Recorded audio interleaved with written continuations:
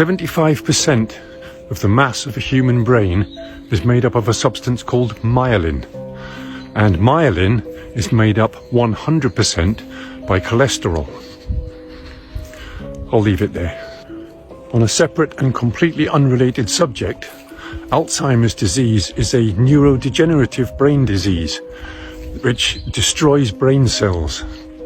Now, Alzheimer's never existed until 1979, and yet now it is one of the leading causes of death in Western societies.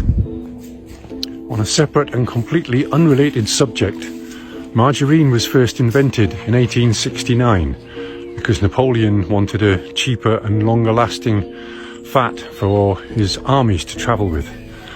It didn't gain popularity until the Second World War, when butter and other animal fats were scarce. It grew in popularity in the 50s, but by the 70s the animal fats in it had been replaced with vegetable oils,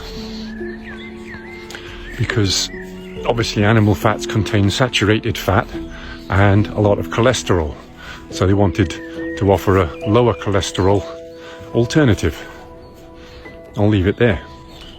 On a separate and completely unrelated subject, margarine is one molecule away from being plastic. Now, as any chemist will tell you, one molecule can make a huge difference to the finished compound. Take ethanol and methanol, for example. One molecule difference, but very, very, very different results when ingested into the human body, right? So I'll leave it there. On a separate and completely unrelated subject, a simple experiment to do at home is to take a slab of butter, a slab of vegetable margarine with no animal fats in, and a slab of plastic, and stick them all outside in your garden and have a look what happens. Very quickly, all the wildlife in the area is going to be attracted to that butter, from the flies and the beetles and the mini beasts, through the birds, the rodents, all the way up to the apex predators, foxes, badgers, bears. If there happens to be no other wildlife around, then bacteria and mold will very, very quickly consume it, because it's easily digestible for all organic life forms. The margarine and the plastic will sit there for weeks. Nothing in nature will touch them. Try it.